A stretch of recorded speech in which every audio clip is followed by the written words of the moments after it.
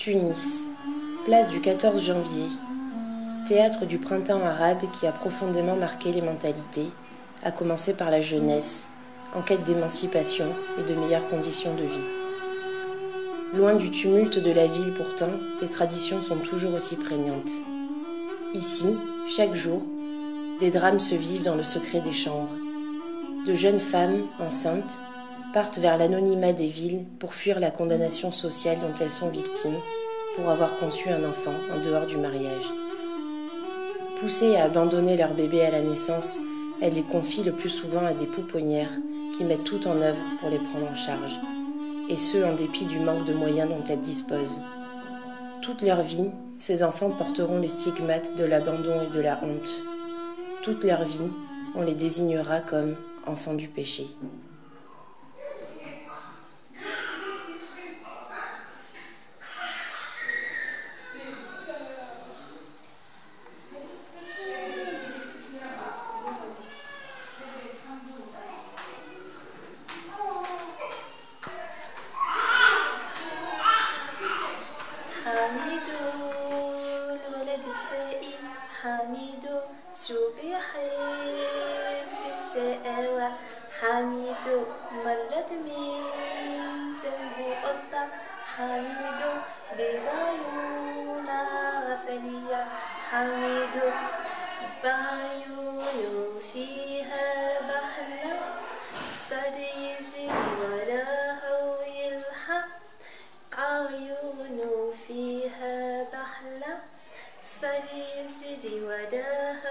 Donc, en général, la question de l'enfance abandonnée en Tunisie, il est bien vrai que pendant longtemps c'était un tabou.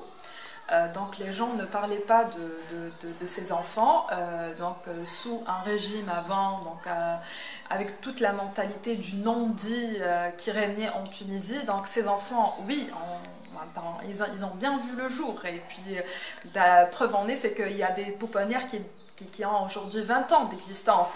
Sauf que c'était toujours perçu comme l'enfant de l'État, et l'État ne dit jamais qu'il y a un enfant abandonné.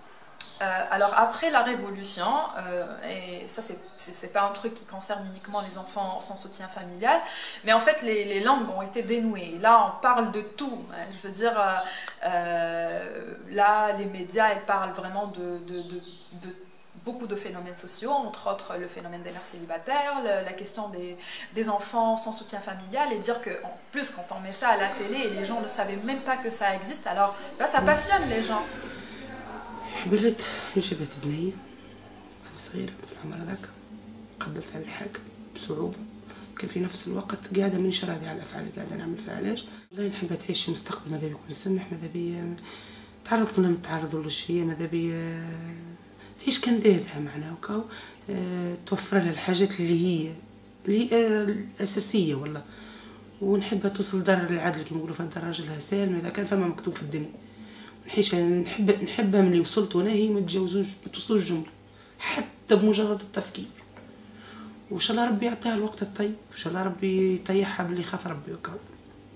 بالنسبه لبنتي هذه اللي يعطيه لي ربنا واللي مكنهوني الله سبحانه وتعالى، نعم مع المستحيل لاخر نهار اللي يخليني مكتوب ربي حي كما نقولوا. Malheureusement, c'est seule la mère célibataire qui porte en fait le fardeau de cette grossesse et de cette naissance. Le père, il est complètement innocenté, que ce soit par la loi ou par la société. C'est-à-dire, on n'arrive pas, cette notion de père célibataire n'existe pas. N'existe pas. Par contre, elle est toujours collée à la mère parce qu'en fait, elle porte le fruit en elle-même de cet acte qui était fait à deux. Elles sont dans un perpétuel jugement. Donc, elles ont enfanté au mariage, c'est un crime aux yeux de la société, même si ce n'est pas criminalisé par la loi. Et elle doit porter ça toute sa vie. Toute sa vie. Donc, si elle vient accoucher à Sousse et qu'elle est d'une autre ville, en fait, c'est pour fuir un petit peu ce jugement, c'est d'accoucher, d'abandonner l'enfant et de retourner éventuellement chez elle comme si rien n'était.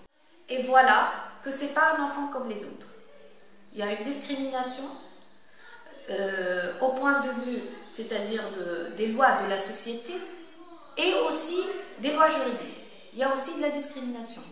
Tant que cet enfant-là n'a pas les mêmes droits qu'un enfant né dans le cadre du mariage, il reste toujours un enfant de second degré.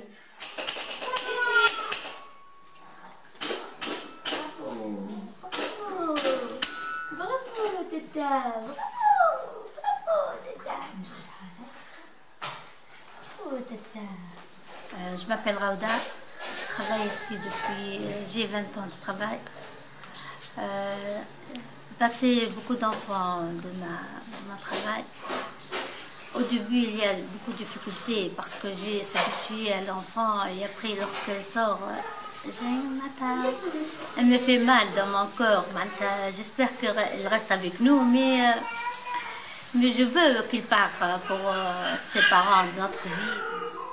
Chaque fois qu'il y a une place pour un bébé, l'hôpital nous téléphone pour dire est-ce qu'il y a une place libre pour amener un enfant. Bien sûr, un enfant né hors mariage. Okay? C'est un enfant qui, sa maman, abandonne provisoire. Sa maman n'a pas une place où le reprendre. Elle a dit qu'elle va reprendre, on ne sait pas encore. Donc, il est là, provisoirement, jusqu'à ce qu'on voit ce qu'il faut faire avec la maman célibataire.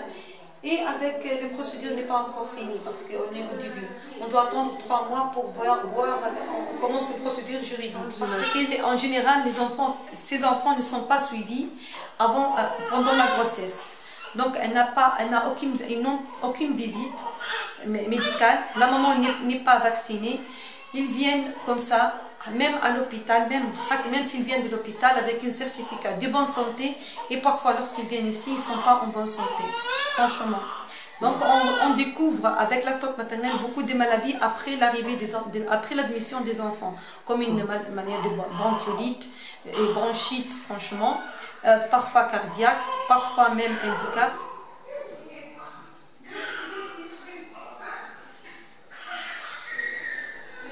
Le réseau Amen Enfance Tunisie, c'est un réseau créé en février 2012.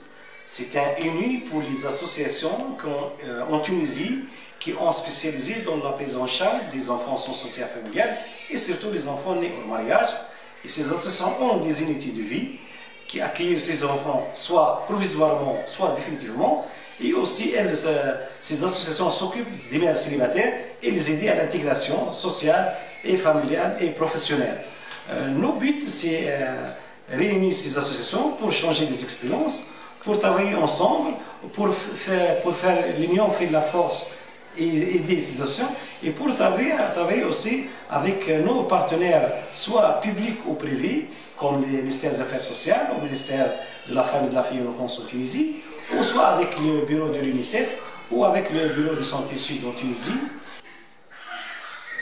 L'enfant né hors mariage ou sans soutien familial a droit à la protection, une protection de rechange ou par rapport à la famille qui est le placement institutionnel, même s'il n'est pas la meilleure ou l'idéal des solutions, mais c'est un moyen qui permet à l'enfant d'être protégé s'il est abandonné définitivement ou provisoirement par sa mère.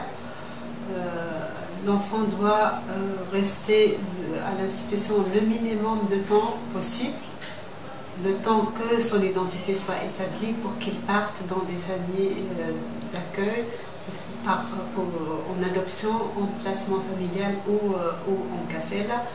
Évidemment, l'idéal pour chaque enfant, c'est d'avoir une famille. Et ce que notre valeur ou notre mission à tous, c'est de permettre à chaque enfant d'avoir une famille.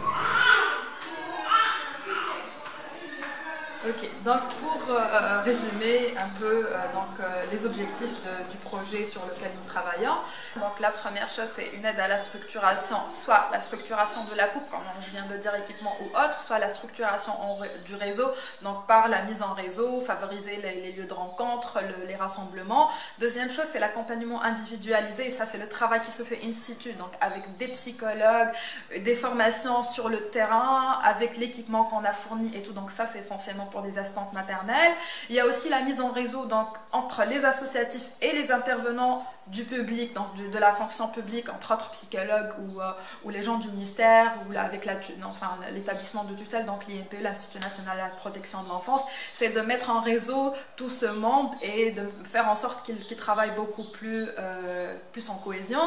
Et le dernier volet, c'est donc le plaidoyer pour justement que les gens du réseau se positionnent en tant que véritablement des défenseurs des droits de l'enfant tunisien. Parce qu'il en a bien besoin. Absolument.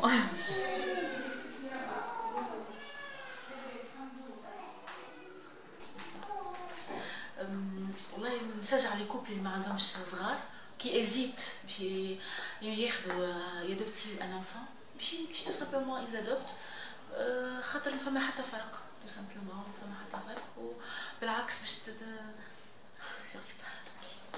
ما فما حتى فرق باش معناتها مشكل نعرف خاطر ياسر الناس ما يخافوا من السوسيتي ويخافوا من عائلاتهم يقعدوا بلاش صغار وينادوا با الوغ كو فريمون ان انفون كي تستبنى صغير